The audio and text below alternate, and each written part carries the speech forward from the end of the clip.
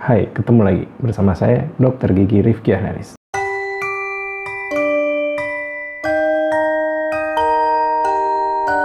Video ini dipersembahkan oleh, nggak ada sih. Emang nggak ada gitu yang mau ngendorse Kortugi, ya minimal para pelapak behel itu, gue gratisin deh. Ini saatnya kamu bertanya, Mindok mengoceh. Tenang aja, meski Mindok SPKJ alias spesialis kejulitan, julid Mindok selalu berlandaskan teori. Wawasan bermula dari satu pertanyaan dan peristiwa sederhana. Berikut adalah wawasan yang bisa kita gali bareng-bareng dari pertanyaan-pertanyaanmu yang masuk ke redaksi Kortugi, yang mungkin bagi orang lain pertanyaan-pertanyaan ini dianggap sebagai remahan momogi.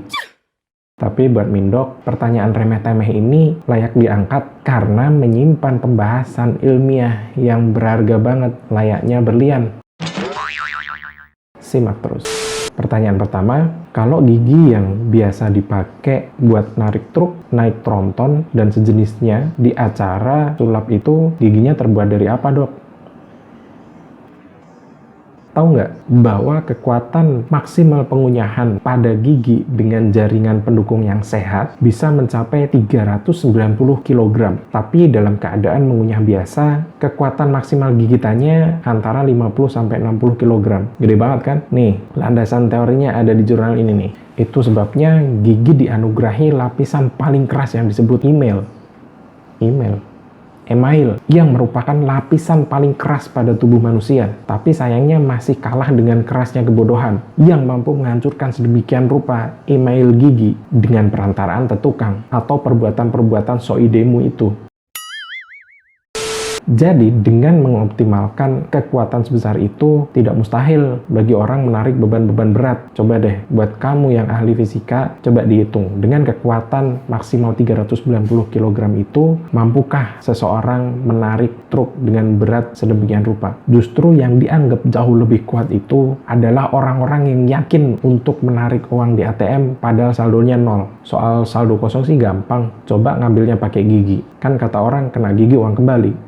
Pertanyaan kedua, Dok, kalau setelah sikat gigi selalu kumur-kumur, pakai obat kumur bisa mencegah karang gigi atau enggak? Jawabannya nih, karang gigi itu terbentuk dari plak yang mengeras karena dia menyerap mineral-mineral dari air ludah dan cairan gusi. Prinsipnya, sikat gigi akan menghilangkan plak yang sudah terbentuk, sedangkan obat kumur akan menghambat pembentukan plak yang belum terbentuk. Maka benar bahwa hasilnya adalah terhambatnya pembentukan karang gigi. Tapi perlu diperhatikan bahwa obat kumur tidak bisa menggantikan sikat gigi. Obat kumur saja tanpa sikat gigi itu tidak bisa membersihkan secara maksimal plak yang sudah terbentuk. Tugas sikat gigilah yang akan menghilangkan plak-plak itu, baru disempurnakan dengan obat kumur untuk mencegah pembentukan kembali plak-plak gigi tersebut. Tapi terdapat penelitian yang mengatakan bahwa obat kumur yang mengandung chlorhexidine justru mampu membuat mineral-mineral itu lebih gampang lagi terikat pada plak gigi yang sudah terbentuk. Maka intinya, apapun kandungan obat kumurnya, berkumurlah setelah sikat gigi. Jadi, hilangkan dulu plak giginya dengan sikat gigi, baru kemudian dilanjut dengan obat kumur. Untuk hasil yang lebih maksimal, lakukan flossing untuk menghilangkan plak-plak yang tidak terjangkau bulu sikat gigi di area celah-celah antar gigi. Tips pemakaian obat kumur nih, sesuaikan dengan aturan pakai yang sudah tercantum di kemasannya, dan hindari pemakaian obat kumur yang terlalu sering atau terlalu banyak atau dalam jangka waktu yang terlalu panjang.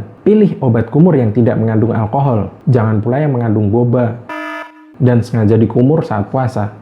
Pertanyaan berikutnya, hai dok, mau tanya nih, selama pandemi corona ini kan untuk tambal gigi nggak bisa, sedangkan rasa sakitnya nggak tertahankan. Terus untuk mengatasi, saya pakai kapas dibasahin dengan minyak kayu putih, dimasukkan ke lubang gigi, dan rasa sakitnya hilang. Untuk sementara saya lakukan itu sampai dokter giginya bisa praktik lagi. Pertanyaannya, apakah tindakan saya itu salah dan apa dampak pada gigi yang berlubang saya? Makasih dok. Selama pandemi, benar bahwa bahwa dokter gigi hanya menangani kasus-kasus darurat aja, tapi rasa sakit yang tidak tertahankan karena gigi berlubang itu juga masuk kategori darurat dan bisa dilayani selama pandemi. Dengan catatan, klinik dan dokter gigi tersebut sudah memiliki kelengkapan khusus untuk menanggulangi penyebaran COVID-19. Karena jika tidak memiliki kelengkapan, dokter gigi pastinya akan memilih untuk tutup atau tidak melayani untuk sementara waktu. Silahkan cari informasinya. Saat ini sudah mulai banyak dokter gigi dan klinik-klinik yang sudah memiliki kelengkapan yang memadai dan bisa melayani tindakan gigi selama pandemi. Kayu putih untuk pertolongan pertama ada nih dasarnya di sini. Dari penelitian ini dikatakan bahwa minyak kayu putih memang memiliki daya hambat pertumbuhan bakteri di rongga mulut. Tapi ada hal-hal penting yang harus diperhatikan. Yang pertama, penelitian tersebut dilakukan secara laboratoris, bukan langsung di rongga mulut manusia. Jadi untuk manfaat dan efek sampingnya untuk pemakaian langsung di rongga mulut itu tidak disebutkan. Kecuali kalau kamu memiliki updatean penelitian terbaru yang dilakukan di manusia, silahkan komen di bawah. Yang kedua, penelitian tersebut menggunakan bahan spesifik yang kadarnya sudah terukur. Jadi jika kamu menggunakan minyak kayu putih yang dijual di pasaran, misalnya nih, minyak kayu putih cap elang Indosiar yang tidak lazim digunakan di rongga mulut, waspadai efek samping dari komposisinya. Pada dasarnya ini adalah usaha untuk pertolongan pertama. Yang paling penting adalah usaha ini tidak menimbulkan penyakit baru atau keparahan lebih lanjut dari penyakit yang sudah ada. Semoga saja sih segera bisa mendapatkan pertolongan pada masalah giginya. Nggak usah khawatir sih, kesiapan dokter gigi dan klinik gigi terhadap pandemi ini sudah semakin disempurnakan. Jika layanan perawatan gigi harus dilakukan, protapnya sudah mantap kok.